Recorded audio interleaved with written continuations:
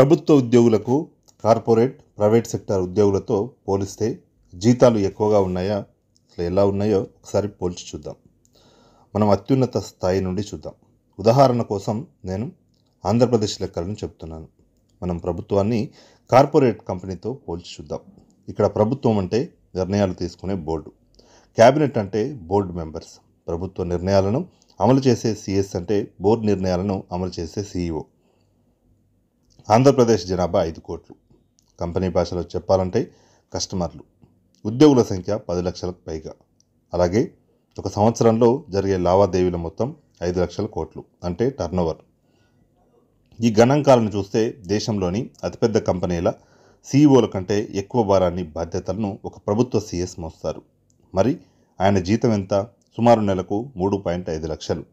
Reliance కంపెనీలో పనిచేసే ఒక ఉద్యోగి జీతం సంవత్సరానికి 24 కోట్లు అంటే నెలకు 2 కోట్లు.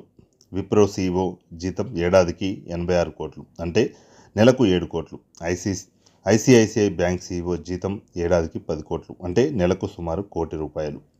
ఐసిఐసిఐ కంటే చాలా పెద్ద బ్యాంక్, ప్రభుత్వ రంగ సంస్థ అయిన ఎస్బీఐ సిఇఓ జీతం కేవలం ఏడాదికి 36 లక్షలు మాత్రమే. ఒక కలెక్టర్ పనిభారాన్ని చూసుకుంటే,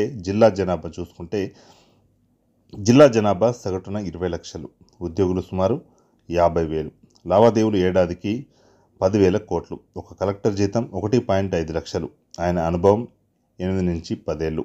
ఇక ఇది ఒక సాఫ్ట్వేర్ కంపెనీలో పదుల సంఖ్యలో ఉద్యోగులను ఆజమాయిష్ చేస్తూ 100 కోట్ల విలువైన 2-3 ప్రాజెక్టుల కోసం పనిచేస్తూ 10 ఏళ్ల అనుభవం కలిగిన ఒక టీం లీడ్ జీతం.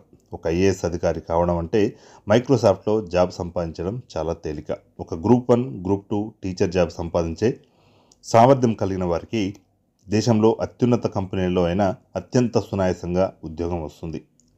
చివరకు గ్రూప్ 4 ఉద్యోగం, పంచాయతీ సెక్రటరీ ఉద్యోగం సాధించడం కంటే పెద్ద పెద్ద కంపెనీల్లో జాబ్ సాధించడం తేలిక. ప్రభుత్వ ఉద్యోగుల ప్రాథమిక జీతం కాస్త ఎక్కువగానే ఉండొచ్చు. అది కూడా ప్రభుత్వ ఉద్యోగులను బిలో పావర్టీ లైన్ కిందకు రానివ్వకుండా చూడడం కోసం మాత్రమే. కానీ గరిష్ట వేతనం చాలా తక్కువగా ఉంటుందని పైన చెప్పిన దాన్ని బట్టి చూస్తే అర్థం చేసుకోవచ్చు. అంటే ఎంత ప్రతిభ కలిగినా, ఎంత సర్వీస్ చేసినా కూడా ఒక ప్రభుత్వ ఉద్యోగి వేతనం పెరిగేది అంతంత మాత్రమే.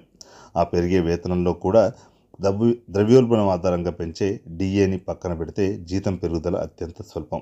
వేలకు వేలు, లక్షలకు లక్షలు జీతాలు అనేది ప్రభుత్వ ఉద్యోగుల ప్రతిభ, సామర్థ్యం, బాధ్యతలను బట్టి చూస్తే తక్కువ అని చెప్పవచ్చు. కంపెనీల ఉద్యోగుల బాధ్యతలతో పోలిస్తే ప్రభుత్వ ఉద్యోగుల రెస్పాన్సిబిలిటీ చాలా ఎక్కువగా ఉంటుంది.